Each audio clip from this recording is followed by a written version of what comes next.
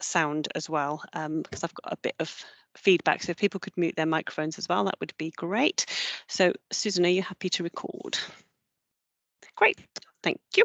Perfect. Okay, so the things we're going to talk about today are just a general introduction about the final practice learning experience, the timescales, the roles and responsibilities, the resources that are available, and then moving on to the endpoint assessment. The session today is not about the endpoint assessment, but we will just touch on it very quickly, and we will also have some time for some questions. And during the session, I'll leave some space for people to ask questions as we go along. So the key things really are that myself, I'm Hayley Poffman, I work 4 days a week and I'll be the module leader. I know a number of you know me already. I was an SRA for the first year of the apprenticeship for a number of the apprentices and had dealings with people on different programs as well. So a lot of people already know me. If not, yeah, I'm Hayley Poffman, I'm the module leader and one of the senior lecturers. So some of the key things you need to know is it's assessed at the end of last placement level of the PCF, but you also need to have met the IAT standards, and it's a minimum of 50 practice learning experience days undertaking complex work. And that's the key message really you want to get across is it's a minimum of 50 practice learning experience days rather than it's just 50 practice learning experience days. And we're looking at that complexity of work for it to meet that last placement level of the PCF. We will be taking into account the SRAs, mentors, and the apprentices will be looking at that contrasting learning that you did, because I know that you had some really amazing learning experience, and we really want to look at that and look at how you progressed during that contrasting learning experience. That was assessed at end of last placement level, so that will transfer in. So that initial meeting you're going to have, it's looking at how you progressed at that stage and kind of where you need to go moving forward. So we really want to value what you've done so far and build on that so that you're really ready to go out there for your endpoint assessment and to qualify and go into your ASYE. So there's a huge part of what we're doing is looking at where you are already and making sure that you've got opportunities to reach that end of last placement towards the end. So our general expectation is that apprentices will spend their final year in the same team throughout the final practice learning experience and the APA. So it might be a team that you've been in previously, a new team, and that's really down to employers. The reason we are recommending that people stay in the same team is it gives that consistency, it helps people prepare for the endpoint assessment and hopefully gives them the confidence that they know the work. But we do appreciate that that may not work for everybody, but that's one of the things that we suggest for apprentices if they can possibly stay in the same team for that period of time. Where they are, again, it's down to employers and the apprentices, but for us, we're looking at what works best for the apprentice, what's really going to meet their learning needs, what is going to help them reach that end of final placement, end of the PCF, what's going to really help them meet the apprenticeship standards. And we will start to introduce the Social Work England professional standards. What I would say is we will explore that when the apprentices are back into class, so it's not something to worry about at the moment, but for the final report, we'll be signing off to say, actually, their practice throughout has very confidently met the professional standards, but apprentices are not going to be assessed against it. We're not going to be asking them to evidence it all the way through. So we don't want people to worry about that, but we are just getting people to be mindful of it and understand it, because when you qualify, you will be working under the Social Work England professional standards. So it's helping people to get used to what they are. And then at the initial meeting, it's really that opportunity for the apprentice, the mentor, SRA, and line manager if appropriate, and on-site supervisor if you have one of those, to look at the learning opportunities, but to really think about Social Work England's practice placement guidance and to think about end of final placement level of the PCF. So thinking about, does it offer complex work? Does it offer opportunity to evidence the PCF? And really thinking about how opportunities can be found. So it may be in the team that the apprentice is in, there are more limited complex work opportunities. So having that discussion with the SRA, the mentor, the line managers to think about, well, could they possibly do some joint work with somebody in a different team? So really thinking about creatively about how those opportunities can be found, because that's so important for this apprentice to get that learning opportunity. Yeah, okay. Sorry, okay. So going on to recommended workload. So very little has changed in terms of this is consistent throughout the on-the-job learning. So we start when apprentices start, they get a 50% average caseload, and it's based on the average of the caseload of the current team. And then it's reviewed on an individual basis right through to the final practice learning experience, where we're working towards 80% caseload by the final few weeks of the final practice learning experience. So it's then expected that it's a maximum of 80% caseload right the way through the endpoint assessment period. So it's just being mindful that it's not going to be that full caseload right the way until the endpoint assessment. So being mindful of that and thinking about that when allocating work within your organisation. And one of the things that we've looked at for the endpoint assessment, which is a slight change to previously, is that we are mindful that apprentices moving on to the endpoint assessment are going to be undertaking much more reflective work. And so in line with many other placement opportunities, what we're recommending is that the apprentices are offered 2 hours a week reflective time. Now, we appreciate that it can be sometimes a bit challenging and looking at that. So what we really want people to do is to talk about that at the initial learning agreement meeting and think about how you're going to fit that in, how that's going to work.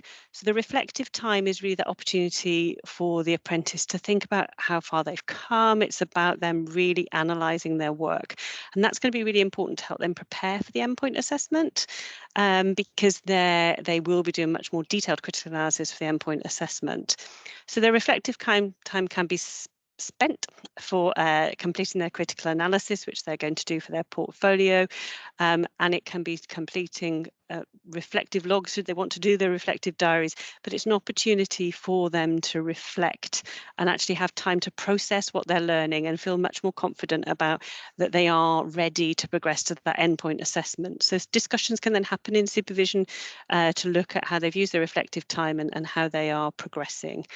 So like I say, that really needs to be explored in that initial meeting with the apprentice mentor and SRA to look at how that can be weaved into the time that they are on the job learning. So I've cut and pasted the table which is in our on the job handbook about supervision. Is very small because there's just lots of dates. It's just being mindful in terms of these are the initial recommendations, but we do appreciate that people sometimes work slightly different, and the timescale is for the whole academic year. So obviously for the final practice learning experience, they're going to be finished their practice learning experience in March, and handing in their portfolio. So actually that the later dates are looking at that more generally, and part of the discussion at the endpoint assessment is how they will be continued to be supported, and that will follow, not for today's session, but really looking at supervision monthly and fortnightly from line managers and mentors, and if there's on-site supervisors, to look at that alternately with the mentor. Okay, I'm just going to stop quickly to ask if there's any questions, and just to clarify if there's anything from the team I'm with, if there's any clarification that needed. No. Okay. There's a hand up there. Yeah, hi folks, it's Jamie. Hope everyone's all right. Just a quick one. I'm not starting my placement till the first day after the uni block week. Okay. Is that kind of where people are at? Sorry, I had my microphone on mute. So people are starting at different times. The key is that you need to have done a minimum of 50 days before the 16th of February. So in the information I've sent out today and on Canvas that will be available to you, it blocks out how you're going to do it. So starting the week after the block week, we'll leave it quite tight in terms of if you want to take leave and sickness, that kind of thing. So we'll leave it quite tight, which is why we kind of wanted to go through it with people to look at it. So for people who are starting next week, they could do 5 days next week and 5 days the week after, because those study days are taken out. So you could amass 10 days quite quickly. You probably can just about fit in your 50 days, but it will be tight. So it will need sort of very careful planning with the mentor and the SRA to look at whether it's possible to do the 50 days. We have tried to allow, I think it's 90 days in total for the whole from September till February. So we have tried to leave more than you actually need to take, but you will need to have a sit down with the schedule and look at whether that's going to work for you. Sorry, when is the end date? February the what, sorry? February the 16th is the last day. Okay. So that last day of the experience is the 16th of February and submission of the portfolio is the 6th of March. So there's a bit of a gap in between to let you get your portfolio together, and you've also got your case study or an assignment for 6/0/12 due in between that. Okay. All right, so I would suggest looking at the schedule and just go back from the 16th and work it backwards to check around that. And that would be something to really explore within that initial meeting as well. All right. Okay. We've got Ross and then Amanda. Okay. Yeah. Hiya. Hiya. My question was just about the average caseload. Yeah. Increase. Who from our RBK has that been agreed with in terms of that that percentile? I'm going to look over to Susan. Sorry. Okay, so hi Ross. So that it hasn't been agreed with individual boroughs. However, we did have a task and finish group with representatives from the boroughs representing the kind of apprenticeship consortium, where that was put down as a recommended amount. I mean, as a university, we can't insist on that. We're aware of that, but we're talking about it from the perspective of our knowledge about how people can best learn. So I think that's something that you would, I suppose, need to discuss within your own borough as well. And with, are you with Charlotte or Laura? I don't know, are you children or adults? No, it's adults. Adults. Yeah. So I guess you would want to discuss that with Charlotte. Yeah, that's fine. Okay. Perfect. Thank you. And Amanda next. Hi, yes, my question is about supervision. So you've got kind of line manager and mentor there. Is it allowed to be that the line manager and the mentor is the same person, or does it have to be separate people? Yeah, they can be the same person, and sometimes there is an on-site supervisor. Sorry, my microphone went off. The line manager or mentor can be the same person, and sometimes it's an on-site supervisor, so that's absolutely fine. Yeah. Thank you. Was there any more questions, Susan? Okay, great. Okay. So moving on, these kind of outline the dates a little bit more depth, really. So it's, as I said, it's a minimum of 50 days. So that's our minimum. And we would really encourage the apprentices to have that opportunity to do longer if they possibly can, rather than it be a set. You have to do 50 days. This experience is different in that sense. It's what we're looking at is that's the very minimum you do. So that's starting from next Monday, the 5th of September, and the last day would be the 16th of February. So if apprentices work full-time, then they would be doing 4 days a week, and part-time 3 days a week. And then overall, they are generally at university or completing independent study 1 day a week, which has generally been a Friday.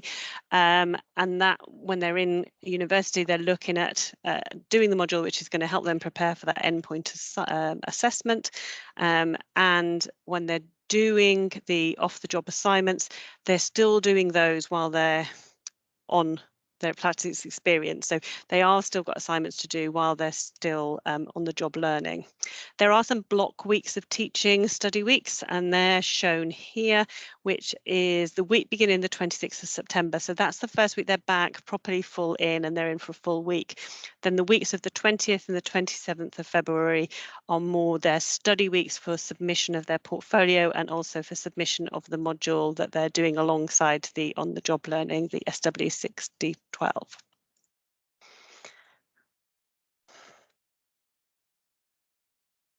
Sorry, just to interrupt, another quick question. So them weeks from the 20th of Feb and the 27th of Feb, can I include them as my 50 days? We're trying to avoid anyone finishing after the 16th because of timescales to then get the portfolio done. So the end date ideally should be the 16th.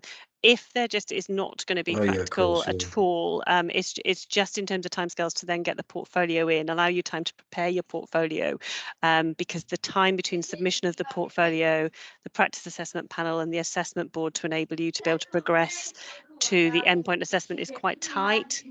Yeah. So we're trying to avoid people actually going any later than the 16th of February, if we possibly can. Okay. All right, thanks. Could I just get people to make sure that they're on mute? Sorry, unless they're speaking, obviously. Thank you. Can I just add something there, Hayley? I mean, your question, Jamie, I understand your question. We've got much less flexibility for timescales with this particular placement because of the endpoint assessment. That's why we're being really quite strict with it. There was more flexibility with the contrasting learning experience. But I'm sure we'll be able to find a way forward. So we don't want anyone to panic or worry about this unnecessarily. We just need to be on it and work out a plan early on. Yeah, I will. Yeah, thanks. Cheers. Okay.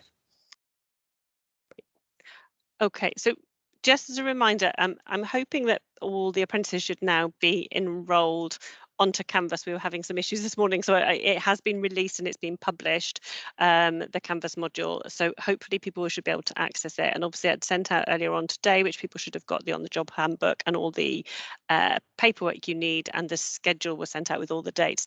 Susan, did you have an update on the Canvas module? Yes, so the being put onto Canvas was meant to start yesterday, and that there might be a couple of days delay on that. So if that module hasn't yet appeared for you, then don't worry, we're onto it. We'll get it sorted very quickly.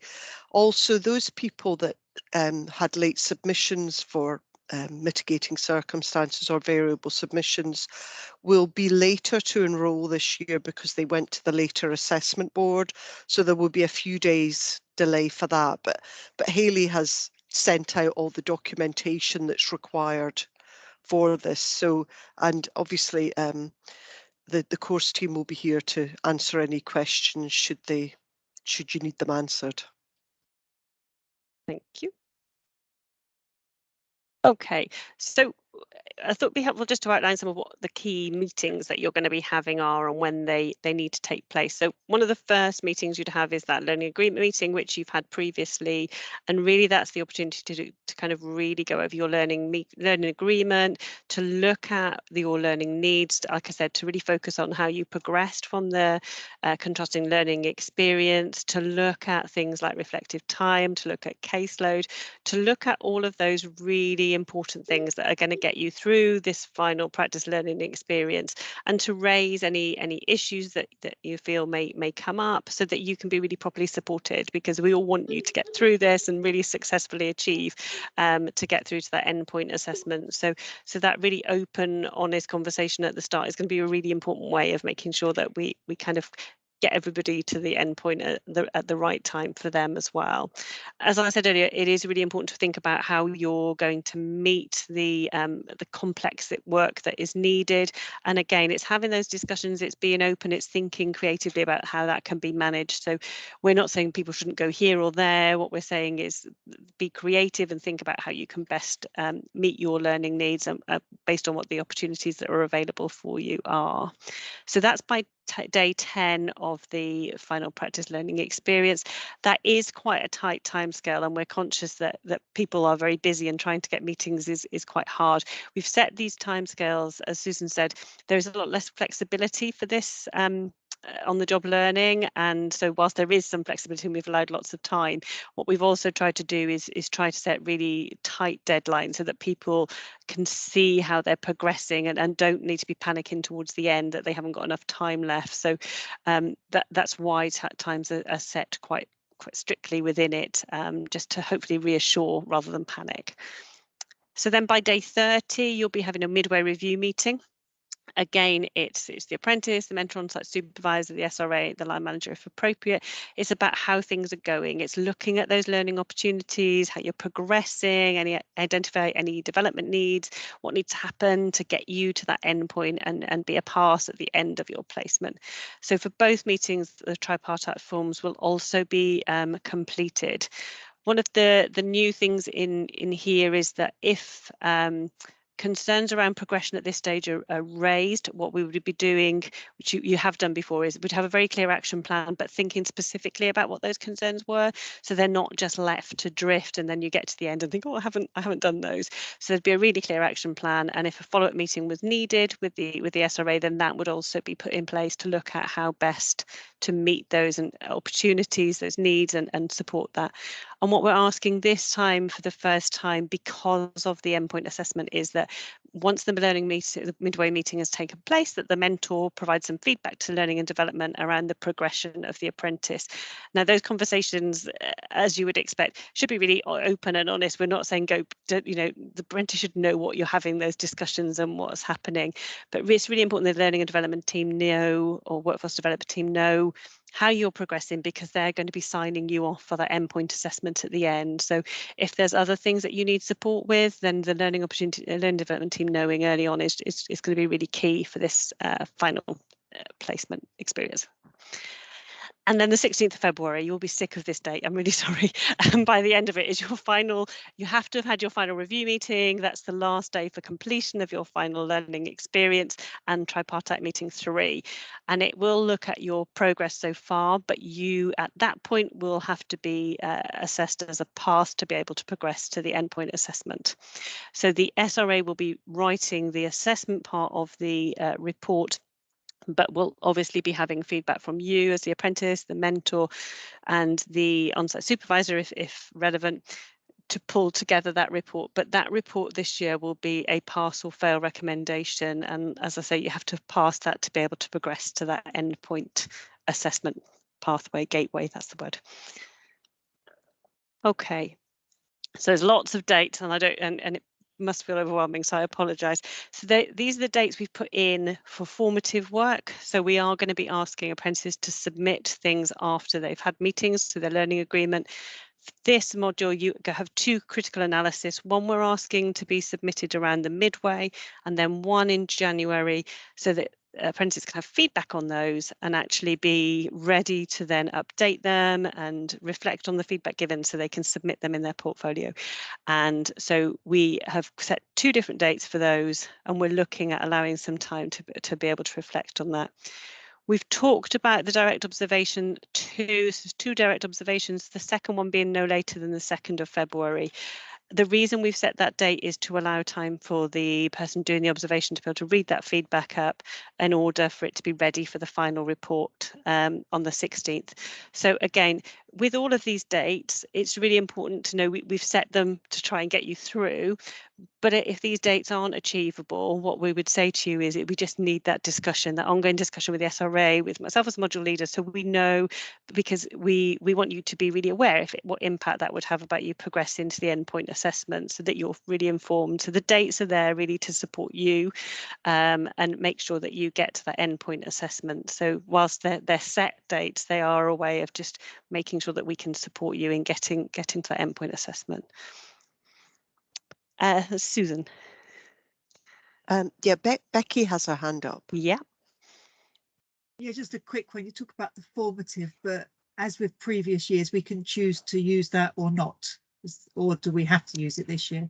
Yeah, no, formative you can choose to. So the ones that they're formative, but we would want submitted. So things like the practice learning agreement, we would want it submitted, because we want to make sure that it's been completed. The midway with the index of evidence and the direct observation, we would want submitted.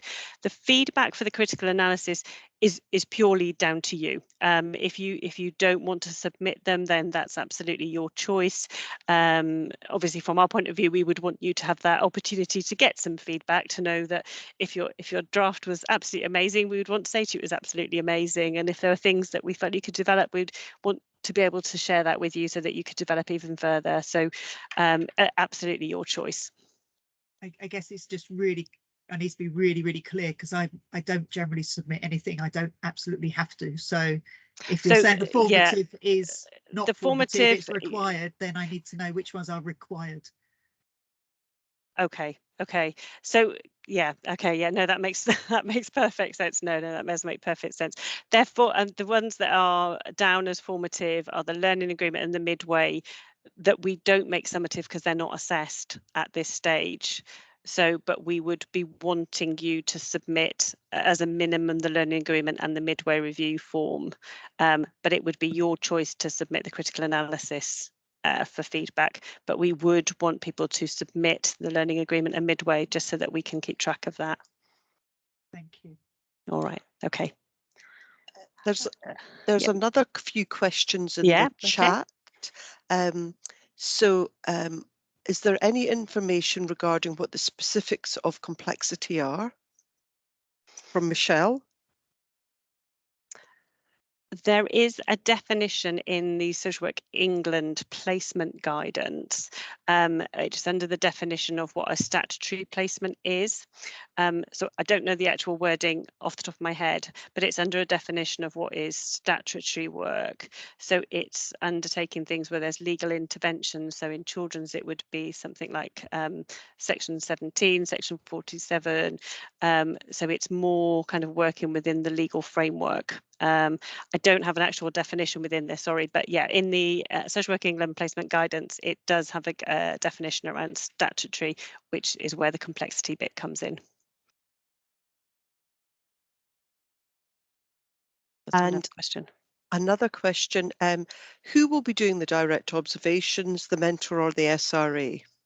Okay, so direct observation 1 is done by the SRA, direct observation 2 is done by the mentor or the on-site supervisor, is my understanding, if they are, depending on the roles people are playing, but SRA first and then mentor or on-site supervisor for second. Okay, any other questions? Okay, perfect. Okay, so the big date really is your portfolio. So that is submitted on the 6th of March. And unlike previous years, in this situation with the submission of the portfolio, we aren't able to give variable submissions. We can only give an extension if somebody has applied for mitigating circumstances by OSIS. OSIS is our system for applying for mitigating circumstances for apprentices and other students. With applying for mitigating circumstances, it is unlikely, if you don't submit on the 6th, that you will be able to progress as normal to the endpoint assessment, although we obviously would try everything we can to be able to get you through, but the timescales are very, very tight. And so there, if you don't submit on the set submission date, there is a risk, and we need to be really upfront about that from the start, that there is a risk that you won't be able to progress at the same time as the other apprentices to the endpoint assessment. So we will obviously, and part of the reason we're saying it's really important to keep track of those dates is because of that, because we don't want you to get to the week before and think, oh gosh, I can't actually submit. So that's part of the reason that we're keeping an eye on those dates a bit tighter this year, is so that we don't reach that stage. Okay, so other relevant dates. So our practice assessment panel for the apprentices is the 20th of March, and the assessment board to enable progression is the 31st of March. I suppose what I wanted to say, because students ask me this quite a lot, is that whilst that date between the 6th of March and the 20th of March probably feels a little bit of a while, and the 31st of March, there's quite a lot of marking and moderation that goes on in between.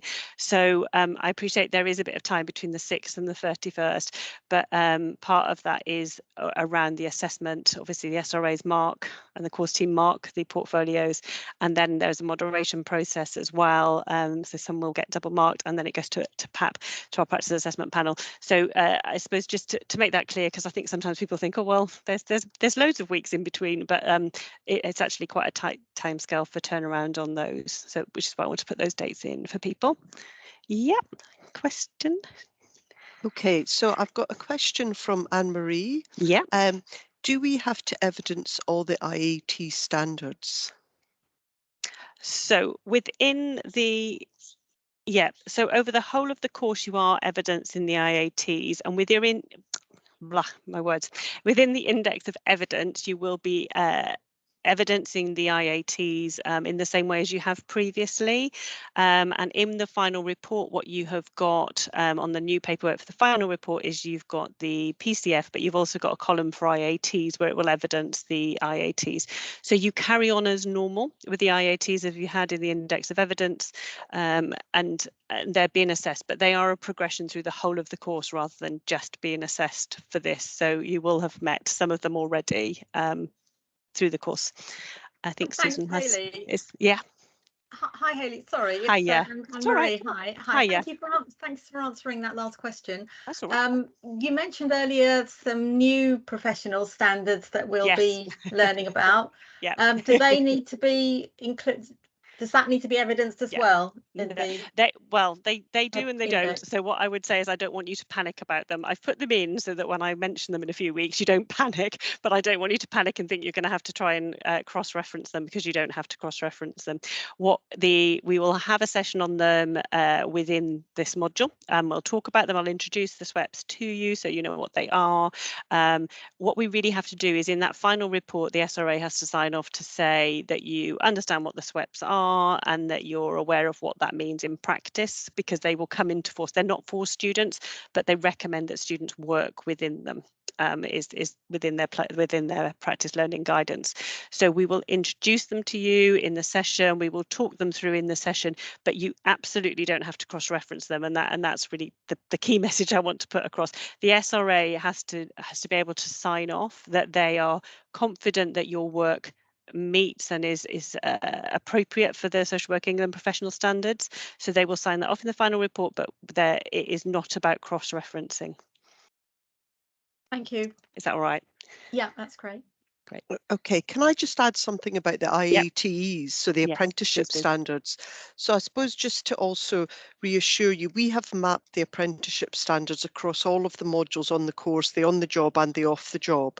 So as you're completing these modules, you are fulfilling what is required as well. So you do reference your portfolio to them as well, but it's not the only place they're referenced, because we've already linked them. So if you're passing modules, you're already meeting them in other respects as well. So it's just to reduce worry about that. Okay, so we want you to be able to understand them and work within them, because you're on apprenticeship and that's required. But we have already done quite a lot of work in mapping them too. Madupi has a question here, good question. So regarding supervision, so about the manager, the split between the manager and the mentor, are there specific areas each one of them need to undertake so there's no repetition? There are, and partly when we come to roles and responsibilities, that is touched on a little bit. So I think that hopefully will be covered a little bit in a bit later on, if that's okay. Also, Marva has asked, what is the suggested date for the first direct observation? So the suggested date for the first observation is before the midway meeting. So it should be completed by, so we're looking at day 30 for the midway meeting, around day 30, so before day 30. Okay, are there any other questions? Yes, there are. So on the email you sent from Jenny, on the email you sent out of dates, it said Friday 23rd of September, but did not specify if this is on campus or online. Okay, sorry, that is on campus. That's a whole day on campus. So that will be, that should be showing in your timetable when your timetables are released to you. So it's 10 till 4, and obviously with a lunch in the middle, but it's a whole day on campus on the 23rd of September. The one after that is going to be online, and the one after that is on campus. Okay, is that any other questions? Okay. Great. I've already really said this, so I suppose it's just to reinforce, if you can't submit, just keep the SRA up to date, keep me informed as module leader so I can keep a kind of a track of where people are, and there isn't very much wriggle room, and it's just being mindful of that we're not trying to kind of scare you. There just isn't a huge amount of wriggle room, so we really want to just support you to get to where we need to be. So Okay, so going on to that, the question about roles and responsibilities. So the next couple of slides have got very, very, very tiny writing, which I'm only going to pick out a few really, really pertinent points really for you. All of the roles and responsibilities are in the documents for the learning agreement, but they are also in the on-the-job learning. So Dermot and Dale have both very kindly updated the on-the-job learning handbook. So all of the roles and responsibilities are very clearly in there. It also covers the endpoint assessment, but it covers in much more depth from the beginning of the apprenticeship right the way through to the end in terms of on-the-job learning. So the handbook is a go-to for people for any queries they've got in the interim. So that was sent out today, and it is on Canvas for students as well. So I will very quickly go through roles and responsibilities, but like I say, they are very small just because there's lots of them. So it's really just being mindful of the key ones really. So for the apprentice, the biggest thing is about taking responsibility for your own learning. And I know from my experience of working with you and from hearing about how you're getting on, I know that you do that, and you've done it amazingly this first 2 years, and I'm sure you're going to do it amazingly for the last year as well. But it's getting that with the support from those around you, so both in your workplace, but also from the university as well. And for you, it's really making sure all those documents are completed, getting them in on time, and also just being honest. If you're not sure about something, having that opportunity when with the on the job learning days, we've got ask those questions, check in with us. That's what they're for. And don't worry if it feels a silly question. Lots of other people will be thinking the same. So just feeling confident to do that really. But particularly for the endpoint, we want you just to keep us informed, how things are going, any problems, any difficulties. You know, we all want to be able to support you to get through, to be able to qualify this year. So for the mentor, they are involved very much in that, in all the review meetings, the learning agreement meeting. They do offer regular supervision to the apprentice, and that could be alternate with the on-site supervisor, line manager, depending on the roles you have. But the mentor's role is very, very much about recognising the strengths that the apprentice has by supporting them to do that, helping them manage the on-the-job learning experience, supporting them, so the support and guidance when they're actually in the workplace, and looking about how they integrate and demonstrate their practice and skills. So really helping them think about how they put into practice what they've learned at university, and thinking about why they're doing what they're doing and helping them really reflect on that. So the mentor's role in terms of the assessment part is they are involved in writing that initial learning agreement meeting with the apprentice, and also in regards to writing the midway. They will be asked for feedback for the final report as well, because they're the people who are seeing the apprentice on a day-to-day basis, so know them better than anyone. We do ask that they do one of the direct observations of the apprentice work and seek feedback from people with lived experience, service users, as part of that. But as people will know previously, it may not always get the FPLE feedback from that observation, so it's maybe other opportunities to do that. It's things like making sure the index of evidence is signed off and that the work the apprentices put on there is the work they're doing. And my experience from students and apprentices is often they don't recognise what amazing work they're doing and don't necessarily put all the good evidence on their index of evidence. So really getting them to think about, okay, it's a really good piece of evidence that shows particular PCFs or IATs, help them think about that in the workplace really. And with all of the reports, they are co-produced. The SRA, like I say, will write the overall report, final report, but actually that final report has to be a co-produced document with the apprentice, with the mentor, with the on-site supervisor, the line manager, because otherwise it just is not a fair reflection of the apprentice's work. Mentors are involved in resolving disputes, and again, as I said, it's about feeding back to learning and development. So for the SRA role is very similar as it has been throughout the processes, and I think all of our SRAs have been SRAs for some period of time. So there is nothing majorly different for this. You do one direct observation, you work very closely with the apprentice and the mentor, and you are the people that will assess the portfolio at the end, and also be the person who will sign off that it's a pass or fail for the final report. SRAs may well liaise with learning and development if appropriate, but often we would suggest it's the mentor because they are within that organisation. So it would be something we would look towards who the most appropriate person is to do that. And they are about supporting the student apprentice as well. So the on-site supervisor, so not everyone will have an on-site supervisor, but some people will. The on-site supervisor, they manage the day-to-day activities, they sort out the induction, they make sure that they understand all the documents are, they contribute to the assessment, so they may not be writing the full report, but they will be asked for their view. They may share the supervision with the mentor, and they'll do one direct observation if the mentor doesn't do it. So that can vary, and again, it's for the discussion throughout. And line managers, again, it depends on the roles because everyone has different setups. They can contribute to the regular supervision. Some line managers are also mentors, so it does vary. So the line manager is involved around that case allocation. It's the line manager thinking about what the workload is for that apprentice, and making sure that the apprentice is recognised as a learner still, because that for us is really, really important, and helping them really facilitate to achieve their full potential when they're on there. So supervision with the line manager may be more workload based, but it would depend on which organisation you're in and how your relationship is within the apprenticeship. And then learning and development, everyone will have a learning and development lead. They're looking at it very strategically, but particularly for the final and the contrasting learning experience, they've been involved in setting that up.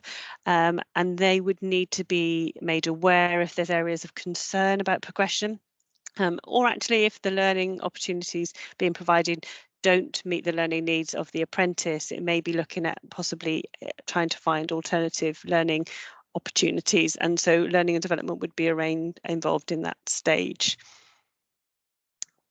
Questions?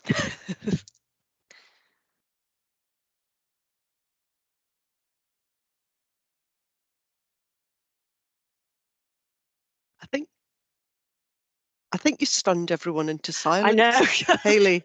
I've stunned myself Right. into silence, which would be really impressive. But we could pause, because sometimes people are just formulating what they might want to ask.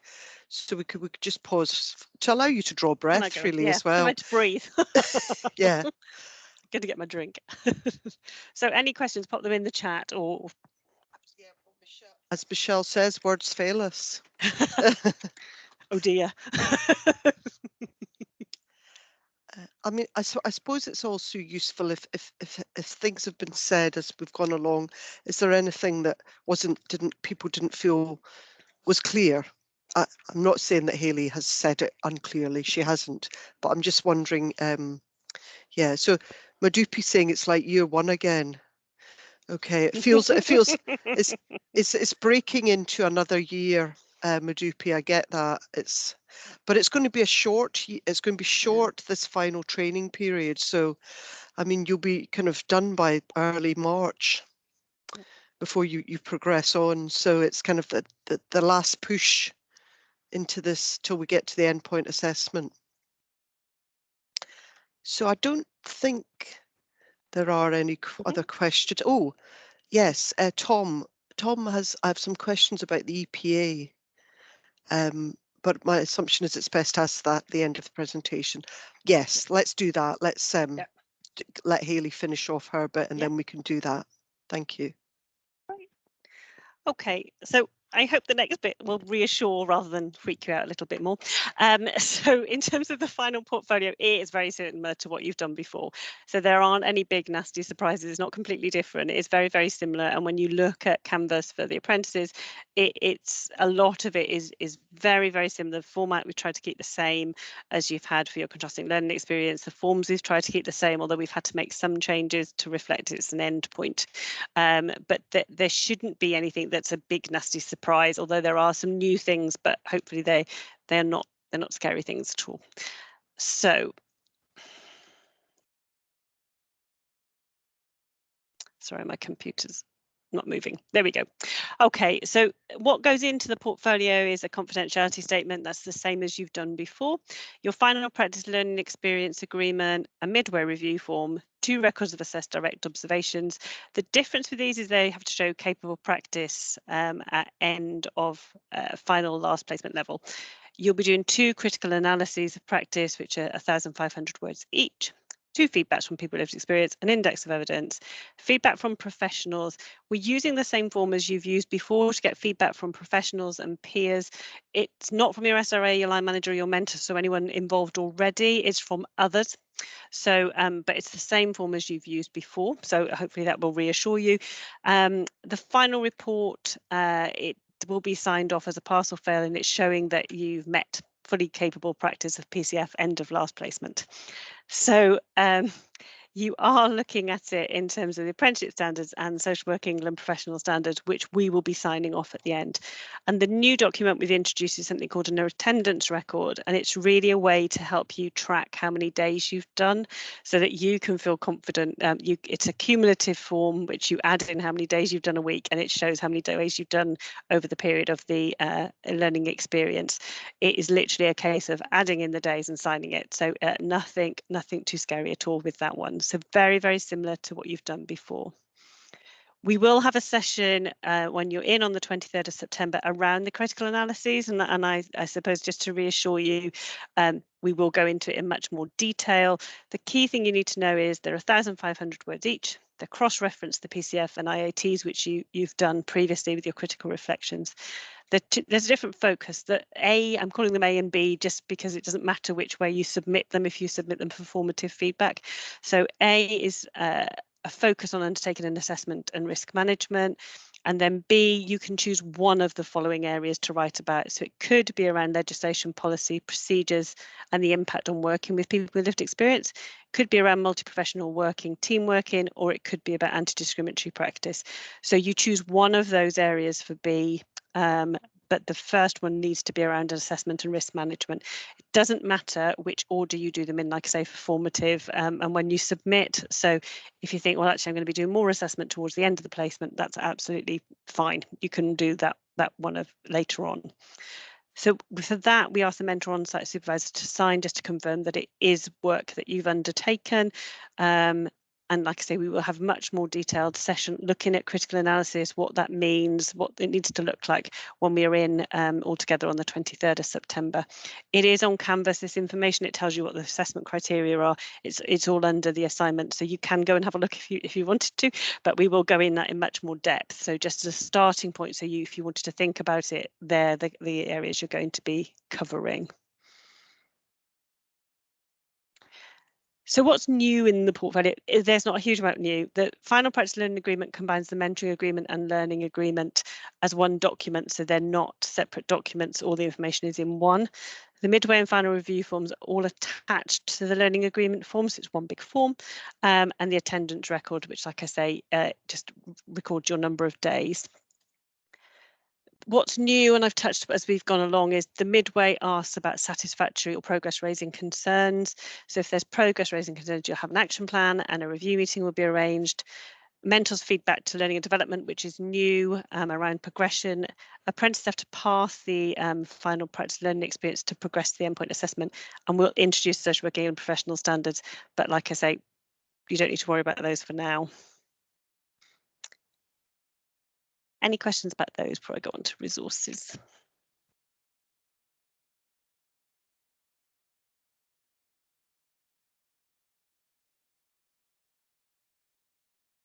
Anne-Marie, it's a question about APTEM. Is there any info we need to be aware of relating to the APTEM system? Let's focus on that at the end. Anne-Marie, can you remind me of that question at the end? Because that'll take us into a different area, which is not necessarily relevant for the contents of the portfolio. I hope that's okay. Right. Any other questions? Yes. So a question from Taj. Hayley, I believe you said next Friday and the Friday after that can be used as part of the FPLE days. Yeah. Is it the case now that we use the independent learning days for FPLE days? No, it's just for those next 2 weeks. that you can use them as the full weeks, but it's only for those 2 weeks. On the schedule that you've had, it shows those weeks where you can do that. I think there's a week over Christmas time as well. If you wanted to work 5 days before Christmas, you could. But overall, all of those independent learning days remain the same. Some of those days are now for the teaching on campus for this module, but actually it all remains the same. It's just these next 2 weeks you could do 5 days if you were able to, and that was possible. But it's only very select weeks. And the schedule breaks down which weeks it is. I think that's all for questions, unless someone shoots their hand up. Okay. Great, thank you. So in terms of resources for apprentices, it's like I say, all the documentation will be on Canvas. The recall days that we have are here. So some of them are online and half days, some of them are full days. They will be on a schedule on Canvas, but they are also in the timetable that you've been sent out. Alongside those recall days, I will also be doing online drop-in sessions, and they're really just if there's any questions. Predominantly they are likely to be about a submission of things. Most of the things will be dealt with by your mentor, your SRA, your line manager, and not necessarily me. But if there are things particularly about submission of work that you wanted to check, I'll just log in and be available for those times. It may be that no one turns up, it may be that lots of people turn up, but they're just space for people to log in. You will have had Teams invites for each of those. They should already show in your calendar for the apprentices. And really, as a reminder, there is a huge amount of support from the library in terms of the Academic Success Centre. So keep using that because it's really important, particularly for the critical analysis. But also there's a great library Canvas page. And so looking at that, thinking about how you can find out information, it's really quite useful to think about how you search for things, because I think sometimes it's quite overwhelming to search for different books and journals. So really utilise them because they're brilliant at being able to help you to do that, and that's what they're there for, and they want to be able to support you to do that.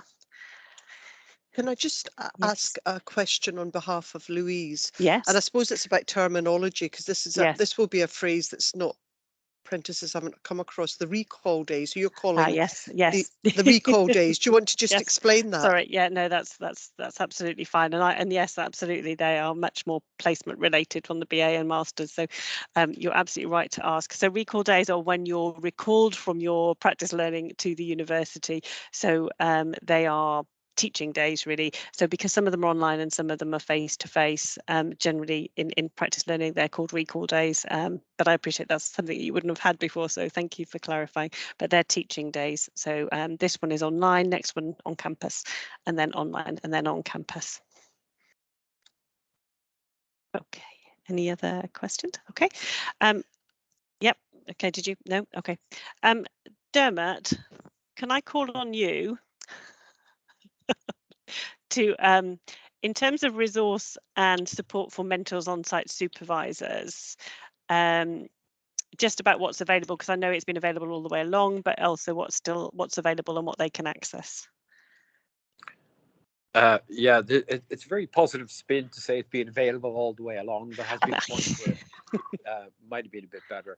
Well, we're going to do two things. There is a schedule of sessions that I'm sending out to people. They're mostly for level 4 mentors at the minute, but we're setting up a Teams channel where all the resources for the course, including recorded sessions, the mentors support sessions, are all going to be recorded. All the various templates and handbook will all be available to you. So you'll get an email invite to that channel. We're just changing permissions for that now and making sure we have a list of all the relevant mentors. So we will be in touch. Great. Thank you very much.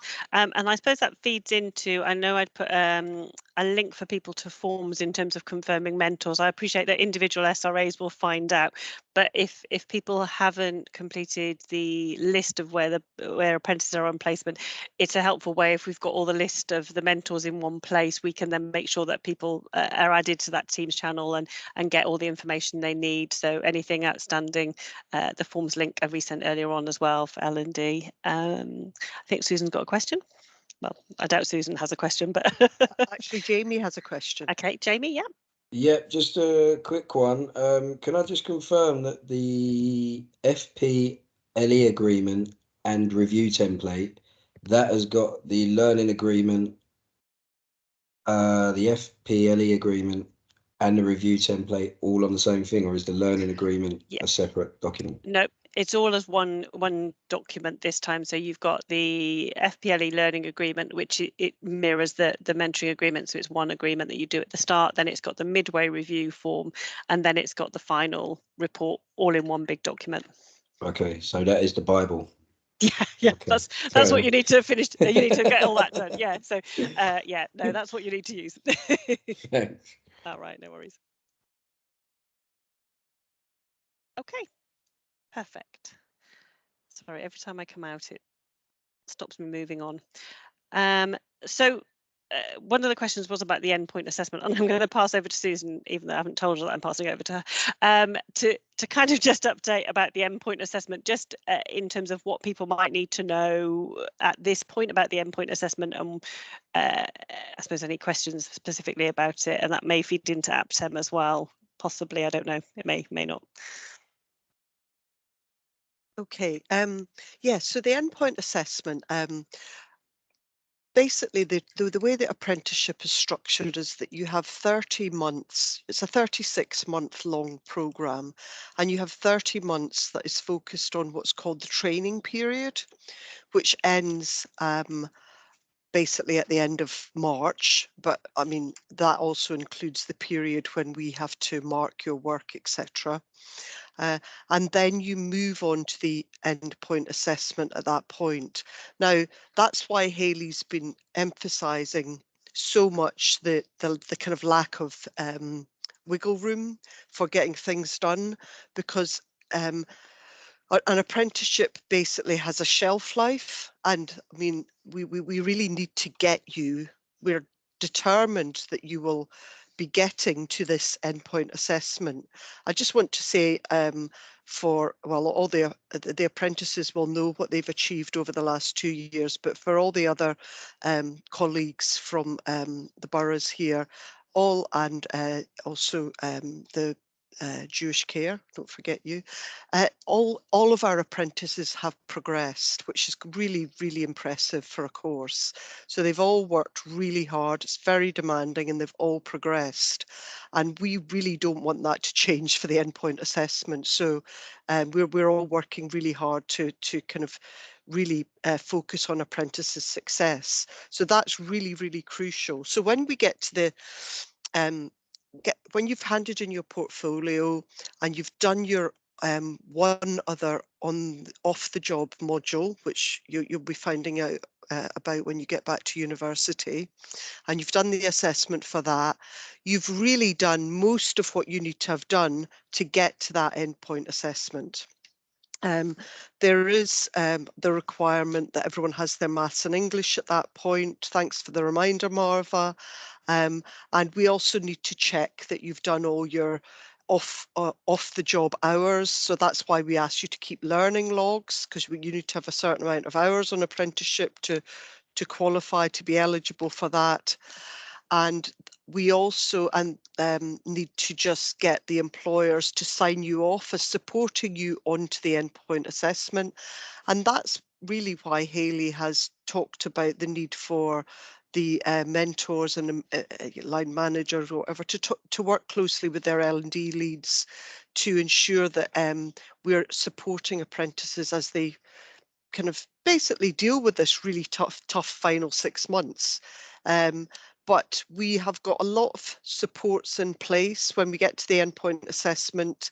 I don't know if you, I don't know if we should go into huge amounts of detail about what that involves, but I can mention it if people want me to. I don't know if that was going to be your question. Was it Tom earlier on, whether you wanted me to ask that? You wanted to know a little bit more about it. But so that's, I mean, really getting up to the gateway is our job. It is our job as a course team, and is your job as employers and as apprentices and mentors to really support the apprentice up to that final piece, because everyone sacrificed a lot on this programme, and there's a real, it's about like this final push. Let's get people over the line and get on to showing what they can do at the endpoint assessment. Would you like me to talk about what's in the endpoint assessment, or will I just leave that? Because actually, in some ways, I think we should just leave it. I think we should just leave it. In fact, I've made that decision. Let's just leave it, because really it's of no consequence until we get there. You've got to get over the line first before we get there. Tom, I can see he's got his hand up though. Hi, Susan, thank you. Yeah, no, I had a couple of questions. The first was, and I take the point around leaving it for now in terms of discussion. So maybe I'll drop one of the questions, but the first question I had was, I'm unclear as to whether apprentices will still be working on the job throughout that endpoint assessment period, or if they are going fully back to uni, if you see what I mean, for a full-time period. No, they will still be. It's still the 80-20 split. Right. So they will need time. Oh, sorry, my battery's running out. And Hayley, would you mind plugging me in there? I thought I was. So hopefully I won't suddenly disappear. Yes, so they will still have that 80-20 split, because they're going to need time to be able to get themselves ready for the endpoint assessment, because there's a fair amount of things that they are assessed on during that time, but they'll still be on the job. They don't disappear, they're still on the job. And in fact, they need to draw from their on the job experience to complete the endpoint assessment. They need it because they need to work with a case study, a sufficiently complex case study, which we'll be preparing them for before they get to that point anyway. Does that help? Yeah, that does. That clears things up. That's good to know. Okay. The other thing I was going to ask was about the case study, to be honest. Hopefully this isn't inappropriate to ask now that you've said you might want to leave it till later, but let me know if you can answer it later at a later date. My question was, obviously within a supervisory kind of role, we're helping apprentices to kind of critically analyse the existing cases they're working with. From what it sounds like, they'll be drawing on their existing cases.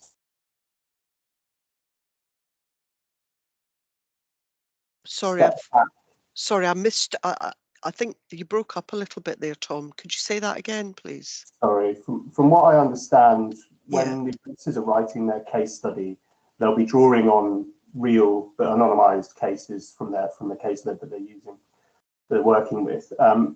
Throughout the supervisory process, we're obviously helping them to analyse and critically reflect on those cases, and they'll use those skills, I'm sure, in writing their case study.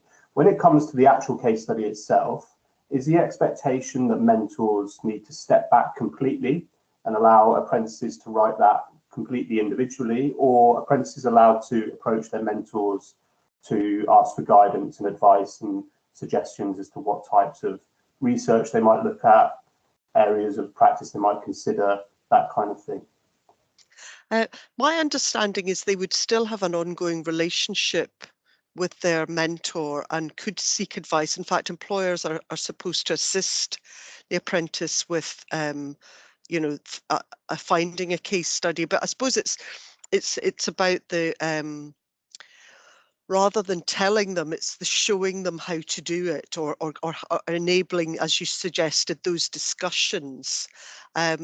But I suppose just to go back to the training period before we get there, the final off-the-job module is intended to reflect that case study experience and that case study assessment. So myself and Jacqueline will be working with the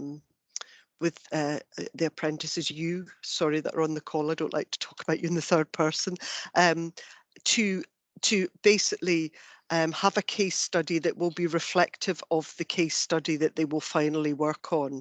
They're not expected to find it this time, but we're going to be working with them to create a case study that is going to be sufficiently complex to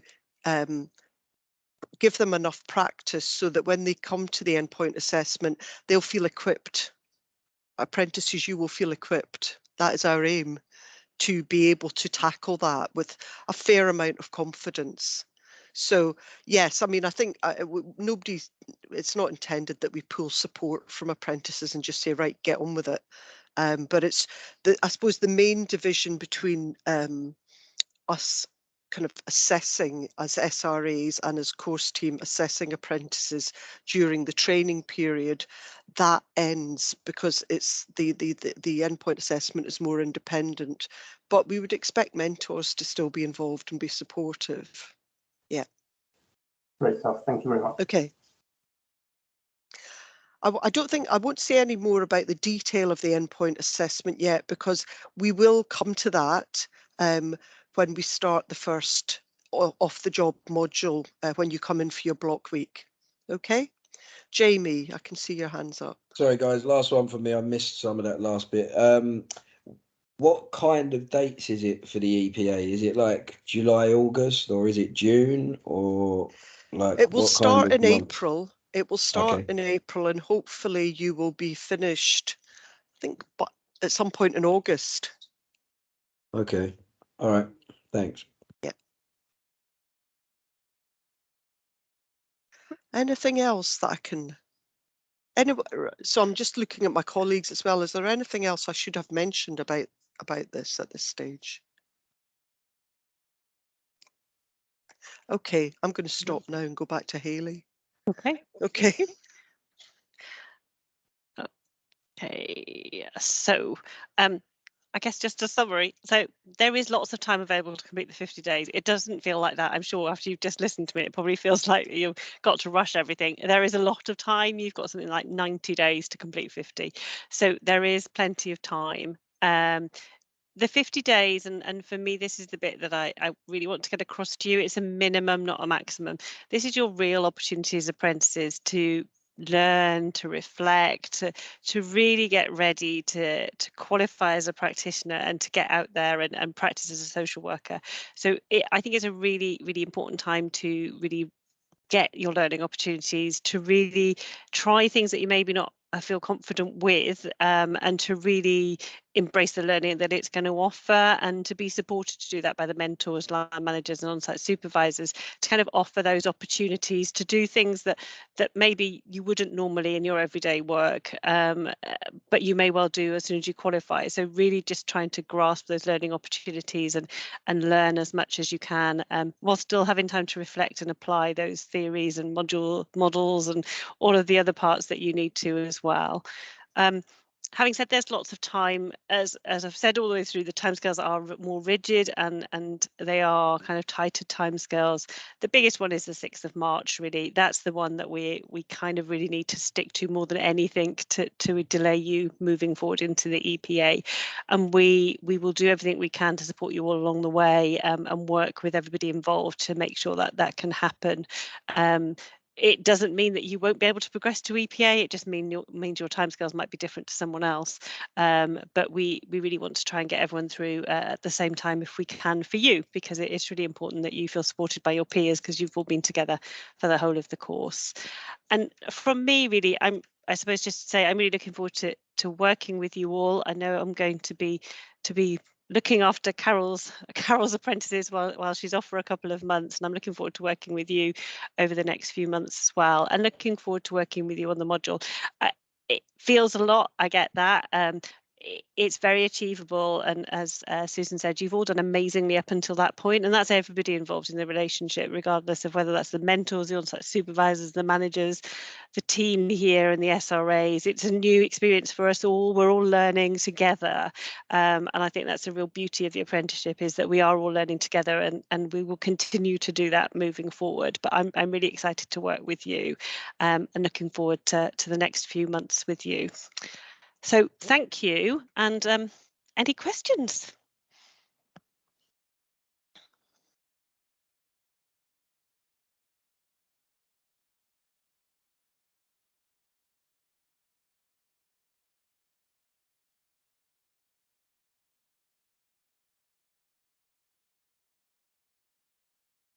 Mariana, do you want to come on? Hi guys. Hi. Hiya. I just had a quick question. So the endpoint assessment, I know it starts kind of from April and then it could go up until August. I was just wondering, so say after, when we do the endpoint assessment, how long will it take between finishing all that and then registering as if you were to be successful, then going ahead and registering as a social worker or qualifying essentially? Okay, so what we're aiming for, Mariana, and I don't have the exact date in front of me because this isn't my responsibility, but we're aiming that we will have an assessment board by the end of August at the latest, which will mean that at that point we officially say you've got your degree. And at that point you can then register with Social Work England. Okay, around August time. Yeah. So what I would say in terms of registering with Social Work England, the students who've just finished their master's studies got their confirmation that they'd got their social work qualification and were registered within 2 weeks with Social Work England. So it was a very quick process, just because I've seen it in action. So at the moment it is happening quite quickly after people get their results and submit them to Social Work England. It was a matter of weeks, which is really good to hear. Cool, that's fine. Okay, any other questions? Yes, there's a bit, so Louise is saying, I'm a bit confused by the timetable. So when it says P practice learning days, are they days we attend the actual uni? On the schedule. So Yeah. the practice, the schedule that you've got would have P for practice learning experience days, and then it would have teaching days. There's a code at the top of the schedule. I haven't got it in front of me, sorry, so I can't remember all the letters, but on the schedule there's a code. So the P stands for the practice learning experience days, so they're your placement days, equivalent of your placement days, and then any other days either on the job learning days or holiday.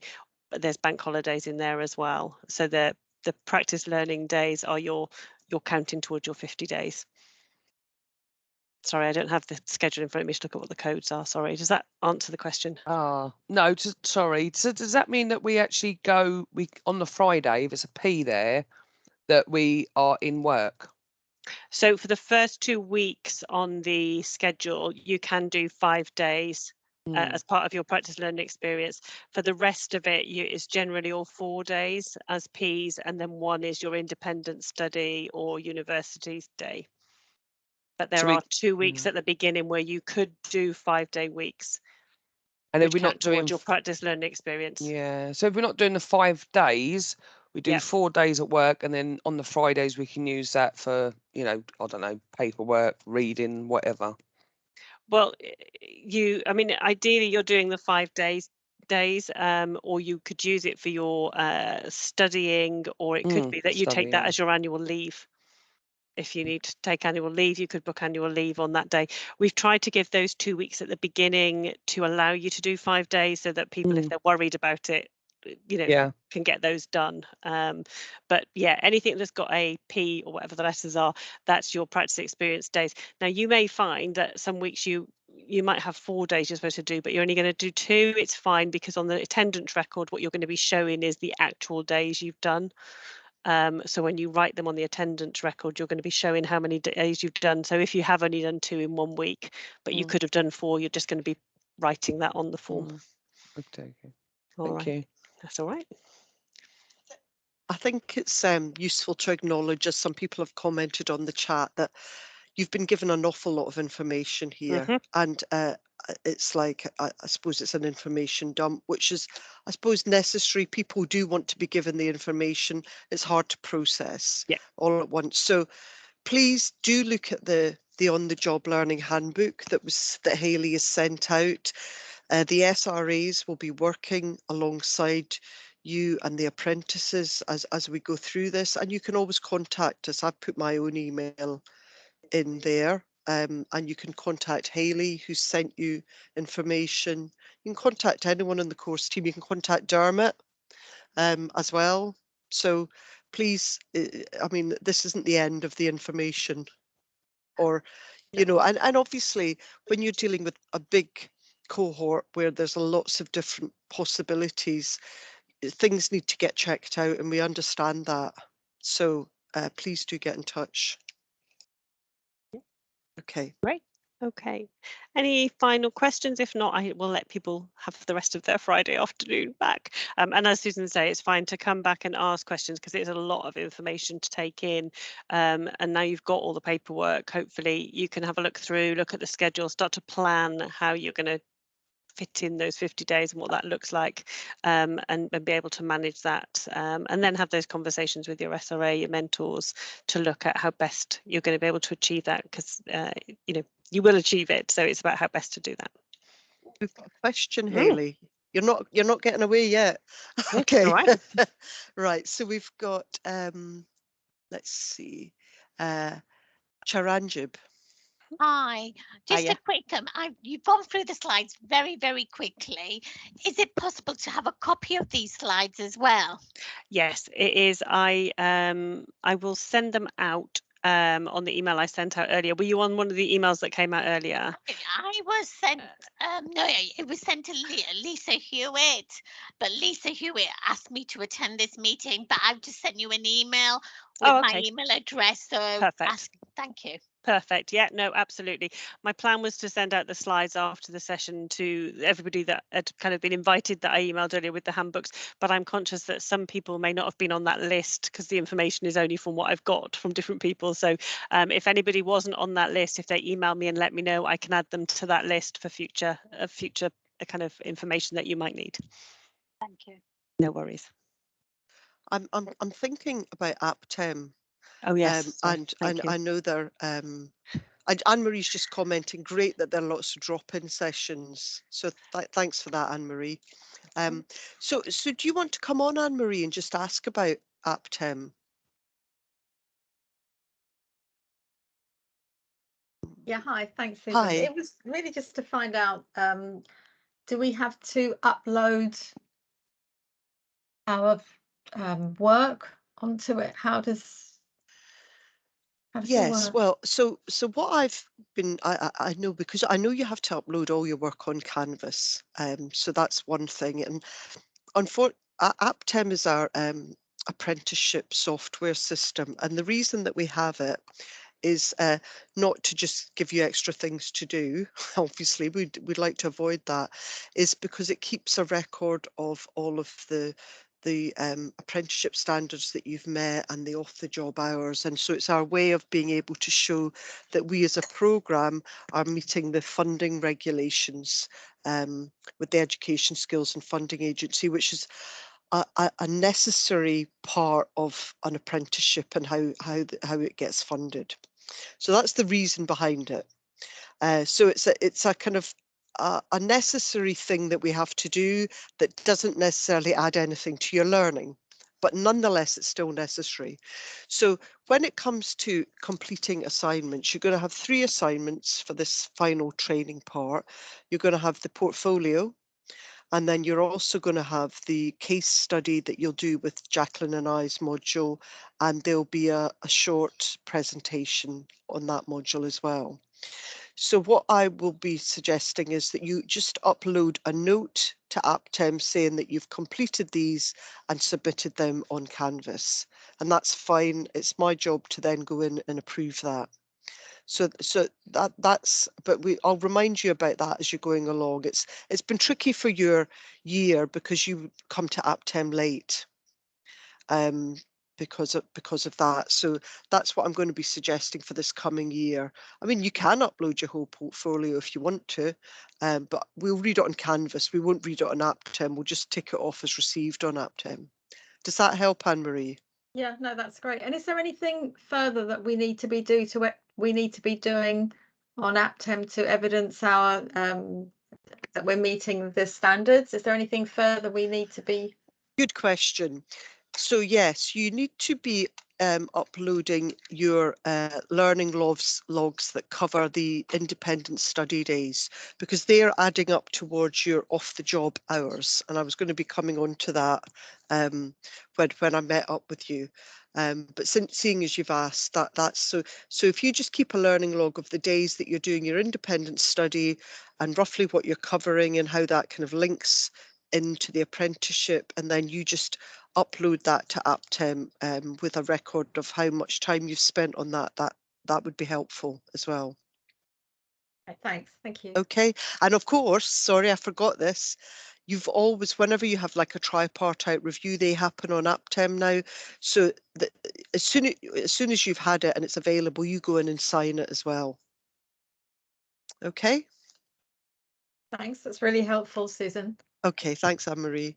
I can see that there's a hand up here. Who is that? It's Becky. Hi, Becky. Hi. I just want to check we're only doing that for this year, because I've not done anything at all on Apptem other than register so far. Yeah, just do it for this year, because we had other methods in place for last year. So just do it for this year, Becky. Thank you. That's helpful. Thanks. Great. Okay, so a massive thank you for everybody joining on a Friday afternoon. Like I say, we're available. We're happy to answer any questions you may have. Apprentices should hopefully be able to get into Canvas, so all the paperwork will be there for you to have a look at. And hopefully everyone who needed them has got the handbooks and paperwork. But if you weren't copied into the email for today, it was forwarded on, just drop me an email and I will make sure that you get the slides and all the appropriate paperwork that has gone out.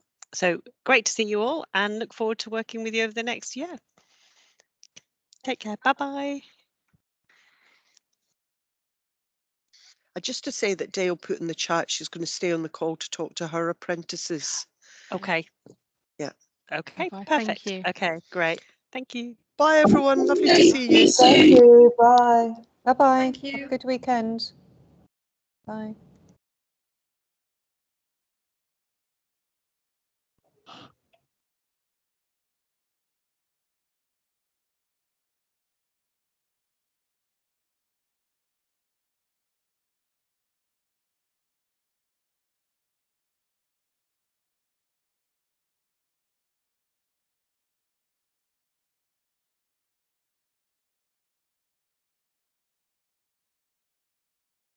Hi, Dale.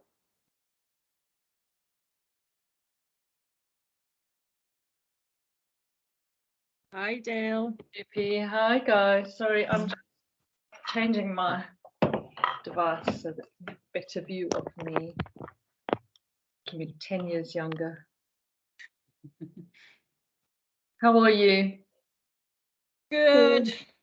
Exhausted. Jerry, are you already exhausted? The term hasn't started. Yeah, there's so much work. Oh my God. Hi, Madupe. Haven't seen Hi, you in a Cherie. while. How are you? You I good? know. How are you? I'm good. Lovely to see you.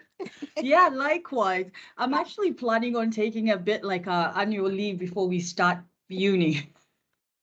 Oh, you haven't got a lot of time to do that, but if you do need to, do it quickly. Yeah, I'm doing it very fast. I'm just taking like a couple of, like maybe 3 days or something, you know? Okay. Sorry, I just see Paul still in the chat, in appearing. Is Paul still with us, or is Paul leaving? Because you don't need to be here, Paul. This is just for me and my apprentices. Okay, maybe he's gone. So who've we got? We've got 9 of you, which is not bad out of 12 for a Friday afternoon. But does anyone else want to put their cameras on for this little bit so we can just say hello? No, I don't want to put my camera on because I'm not in a good state at the moment. Oh, Alexi. So excuse me. Alexi, you're back in England, or are you still? No, I came back way back in England. Yes. Yeah, with a lot of like how can I say, a lot of challenges when doing my portfolio whilst I was there. Oh, definitely. Yeah. So I do apologize for that. That's okay. We've moved beyond that now, and Yes. as long as it all went well at home and you're back and ready, ready for the next year, which is going to go super fast. I know Hayley was really impressing on you the dates, but there's really 7 months, before you get signed off as being ready to start your EPA period. So anyway, it's lovely to see or to have you all on the call, and especially, well, everybody's lovely to see everybody. But Vicky, I hope things are going well at home for you. I've been thinking about you so much and hoping you're surviving your